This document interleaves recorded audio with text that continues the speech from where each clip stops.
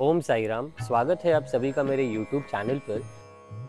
शिरडी में हर दिन हजारों लोग साईं बाबा के दर्शन करने के लिए आते हैं और हर वक्त में उत्सुकता होती है ये जानने की कि बाबा ने अपने जीवन काल में क्या चमत्कार किए और उन्होंने अपना जीवन किस तरह से बिताया। तो आज मैं आप लोगों को शिरडी में स्थित एक ऐसी जगह पर ले जा रहा हूँ जहाँ आप बाबा का जीवन चरित्र अच्छे से जान सकते हैं और बाबा को अच्छी तरह से समझ सकते हैं। समाधि मंदिर के दर्शन करने के बाद गेट नंबर 3 से बाहर आते ही लेफ्ट हैंड साइड पे आपको दिख जाएगा साई कॉम्प्लेक्स, जिसके फर्स्ट फ्लोर पे बसी है ये साई आर्ट गैलरी। तो आइए जानते हैं साईं बाबा की कहानी इन्हीं की जुबानी। ओम साई राम। ये सब हेमंत आर्ट द्वारा बनाई गई सभी पेंटिंग्स हैं और ओरिजिनल कैनवस पेंटिंग्स है और हैंडमेड पेंटिंग 100 साल पुरानी जो शिरडी थी वो आर्टिस्ट ने अपने आर्ट के माध्यम से दिखाने की कोशिश की हुई है। तो दूर दूर से आ रहे थे कि इतने छोटे से बच्चे के चेहरे के ऊपर इतना दिव्य तेज कैसे है, क्योंकि बाबा सिर्फ 16 साल के थे। बाबा ने बहुत दिनों तक इधर ध्यान किया, उसके बाद फिर कहाँ चले गए थे किसी को नहीं पता था। जिस जगह बैठ के बाबा ने ध्यान किया उस जगह को आज भी गुरुस्थान के नाम से जाना जाता है। ये चांद पाटिल है, बेसिकली औरंगाबाद से थे। इनकी एक घोड़ी थी जिसका नाम बिजली था, वो खो गई थी। उसको बहुत दिनों से वो ढूंढ रहे थे लेकिन वो मिल नहीं रही थी। ऐसे ही ढूंढते ढूंढते एक दिन वो जंगल में पहुंच गए जहाँ उनकी मुलाकात बाबा से हुई। उन्होंने बातों बातों में बाबा को अपनी समस्या बताई। तब बाबा ने सिर्फ एक आवाज लगाने पे बिजली दौड़कर उनके सामने आके खड़ी हो गई। ये चमत्कार इन्होंने अपनी आंखों से देखा, तब इनको पता चला कि बाबा कोई साधारण पुरुष नहीं है, इनमें कुछ तो दिव्य शक्ति है। वो बाबा से इतने ज्यादा इम्प्रेस हो गए कि बाबा को अपने भांजे की शादी में बहुत आग्रह करके शिरडी ले आए। इस तरह बाबा दोबारा शिरडी आए थे। बारात जब गांव के अंदर जा रही थी, बाबा खंडोबा मंदिर के आगे अचानक रुके। उस टाइम पे मंदिर के पुजारी मानसापति थे जिन्होंने पहली बार बाबा को आओ साई कह के पुकारा। तब से सब लोग बाबा को साईं बाबा के नाम से जानने लगे। तब तक बाबा का नाम किसी को नहीं पता था। बाबा जब शिरडी आए तो शिरडी ऐसी बंजर जैसी दिखती थी। फिर बाबा के पावन चरण स्पर्श से शिरडी ऐसी सुख समृद्धि और हरियाली से संपन्न हो गई। बाबा का पालकी है। बाबा थे तब भी लोग बहुत उत्साह के साथ निकाला करते थे। आज भी हर गुरुवार को ये पालकी निकाला जाता है।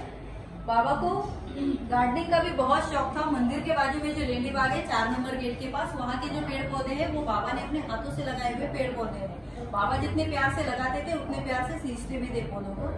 ये बाबा का स्टोन है। बाबा हमेशा इसी स्टोन पे बैठा करते थे। ये स्टोन आज भी आपको द्वारका माई में देखने को मिल जाएगा। शिरडी में 3 दिन तक लगातार बहुत आंधी तूफान और बारिश चल रही थी। सब लोग डर के बाबा की शरण में चले गए थे। तब बाबा ने सिर्फ एक हाथ ऊपर करके गुस्से में उस तूफान को रुक जा वहीं पे बोला था। तब वो अपने आप शांत हो गया था। तब लोगों को पता चला कि बाबा के हाथों में पंचमहाभूतों की भी शक्ति है। सावड़ी में कोई भी सत्संग समारोह भजन कीर्तन कुछ भी होता था, बाबा सबके साथ बहुत प्यार से उसमें सहभागी रहते थे। ये लक्ष्मीबाई ने इनको दिवाली के दिन दिए जलाने थे। गाँव के किसी व्यापारी ने जब तेल नहीं दिया था तब बाबा ने खुद पानी से दिए जला के इनकी दिवाली रोशन करवाई थी। ये मेघा है। ये बहुत बड़े शिव भक्त थे। बाबा को हमेशा शिव के रूप में देखा करते थे। उनकी बहुत इच्छा थी मैं बाबा का एक बार अभिषेक कराऊंगा, लेकिन उस दिन बाबा का मन नहीं था। इन्होंने बहुत आग्रह किया कि मुझे अभिषेक करना है। तब बाबा ने बोला कि थोड़ा सा पानी डालो। इन्होंने पूरा एक घड़ा भर के पानी बाबा के सिर पे डाल दिया, लेकिन बाबा की इच्छा न होने के कारण इन्होंने इतना सारा पानी डालने के बाद भी बाबा का सिर्फ सिर ही गीला हुआ था, बाकी उनका पूरा बदन सूखा का सूखा ही रह गया था, क्योंकि बाबा की मर्जी के खिलाफ कोई चीज नहीं होती है। ये काका दीक्षित, इनकी बाबा ने एक बार परीक्षा ली थी। ये ब्राह्मण परिवार से थे। बाबा ने इनको एकादशी वाले दिन पशु हत्या करने के लिए बोला था। इन्होंने बस बाबा का आदेश मानना है सोच के और गुरु आज्ञा का पालन करना है सोच के पशु हत्या करना शुरू कर दिया। इतने में बाबा ने इनको ये बोल के रोक दिया कि मैं तुम्हारी बस परीक्षा ले रहा था। ये दास गणु है। इनको काशी जाना था, किसी कारणवश नहीं जा पाए थे। तब इन्होंने बाबा को अपना दुख सुनाया। तब बाबा ने बोला कि दुखी क्यों होते हो, मैं तुम्हें इधर ही काशी के दर्शन कराता हूँ। बाबा कैसे बोलते ही उनके पाँव से पानी की धारा बहने लगी। उस बहती धारा में उनको काशी विश्वनाथ के दर्शन हुए। हमारे फ्रीडम फाइटर लोकमान्य तिलक, ये जब पहली बार बाबा को मिलने गए थे तब इन्होंने अपनी लिखी हुई किताब गीता रहस्य नामक एक बाबा के चरणों में समर्पित की थी। ये बाबा का झूला है जो फटे पुराने कपड़ों की चिंदियों से बंधा हुआ था और जमीन से 8 फीट ऊपर था। बाबा इस पे कैसे चढ़ते थे कैसे उतरते थे लोगों के लिए आश्चर्य की बात हुआ करती थी। जब भी बाबा इस पे सोते थे चारों दिशाओं से ऑटोमेटिक दिए जल जाया करते थे। ये काशीनाथ चिंपी हैं। कपड़ों के बहुत बड़े व्यापारी थे। अपनी दुकान बंद करके एक दिन घर जा रहे थे। कुछ लुटेरों ने इनको लूट लिया था। इन्होंने एक जगह खड़े रह के सच्चे मन से बाबा का स्मरण किया तो इनमें इतनी इच्छा शक्ति आ गई कि इन्होंने अकेले उन दोनों का सामना भी किया था और अपने घर वापस भी चले गए थे। ये बाबा का धूप आरती उस टाइम पे भी लोग बहुत प्यार से किया करते थे। आज भी मंदिर में तीनों पहर किया जाता है। बाबा डेली 5 घरों की भिक्षा मांगा करते थे। उस भिक्षा की शुरुआत हमेशा बाईजा माँ के घर से करते थे, क्योंकि इनको वो अपनी माँ मानते थे।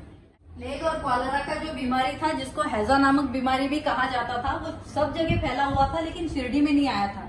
इसका एक कारण था कि बाबा ने खुद चक्की पे आटा पीस के उस पीसे हुए आटे का एक बॉर्डर शिरडी के बाजू में डाला था, इसलिए वो बीमारी शिरडी के अंदर नहीं आ पाया था। बाबा जो भी भिक्षा मांग के लाते थे, डेली एक हांडी में अपने हाथों से उसका खाना बनाया करते थे और प्रसाद रूप में वो सभी खाना सबको बहुत प्यार से खिलाया भी करते थे, जो परंपरा आज भी प्रसादालय के रूप में आप देख सकते हैं शिरडी में जारी है। ये हमारे आर्टिस्ट की बनाई हुई उनकी खुद की इमेजिनरी पेंटिंग है, उनका खुद का इमेजिनेशन है। बाबा का ओरिजिनल पोज है। बाबा जब भी द्वारका माई में बैठते थे, सेम इसी पोज में बैठा करते थे।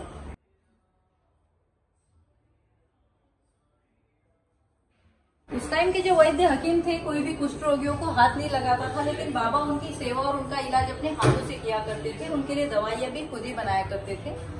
कोई भी आर्टिस्ट कलाकार शिरडी में आता था, बाबा को अपनी कला दिखा के उनका आशीर्वाद लेके फिर आगे बढ़ता था। बाबा को पशु प्राणियों से भी बहुत लगाव था, हमेशा इनको अपने साथ रखते थे। इनकी भाषा भी बाबा को समझ में आती थी, इसलिए बाबा हमेशा इनसे बातें भी किया करते थे। इस विंडो से आपको बाबा के समाधि मंदिर के कलश का भी दर्शन होता है।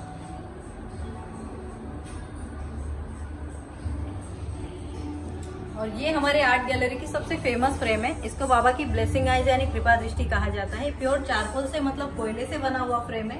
इसमें कोई भी आर्टिफिशियल कलर या ब्रश का यूज नहीं किया गया है, टोटल हैंडमेड है।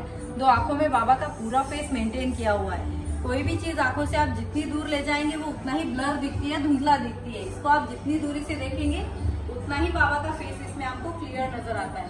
इसका बेसिक कंसेप्ट है कि ये नेगेटिव एनर्जी को कैच करके पॉजिटिव में कन्वर्ट करती है और पॉजिटिव एनर्जी बढ़ाती भी है, इसलिए इसको डायरेक्शन लिमिट नहीं है। आप इसको घर के मेन एंट्रेंस में, office table, study table, business, puja room, anywhere, any direction आप इसको रख सकते हैं। ये इतना आई कैची इमेज है कि आप इसके साथ डेली ध्यान मेडिटेशन तक कर सकते हैं। ये बाबा की ओरिजिनल फोटोज है 1918 और 1912 की। बाबा ने समाधि लेने के 15 दिन पहले की और समाधि के बाद की भी इसमें फोटोज है।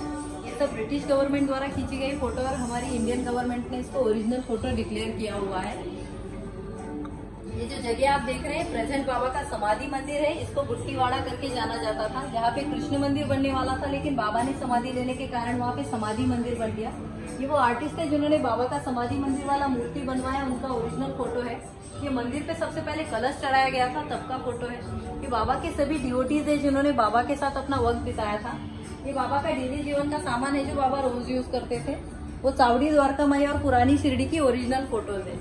ये सब ओरिजिनल फोटोज। बाकी यहाँ पे आप जो भी देख रहे हैं सब हैंडमेड पेंटिंग्स और उसके कैनवस रिप्रिंट्स हैं। तो दोस्तों, इन पेंटिंग्स द्वारा हमने साईं बाबा के जीवन चरित्र को अच्छी तरह से समझ लिया है और इन सारी ही पेंटिंग्स को हेमंत जी ने अपने हाथों से बनाया है। अगर किसी भक्त को इनकी कोई पेंटिंग खरीदने की इच्छा हो तो आप पेंटिंग यहाँ से खरीद भी सकते हैं। तो इस वीडियो को यहाँ पे ख़त्म करते हैं। अगर आपको ये वीडियो अच्छा लगा तो इसको लाइक और शेयर ज़रूर करना और मेरे चैनल को सब्सक्राइब करना मत भूलना।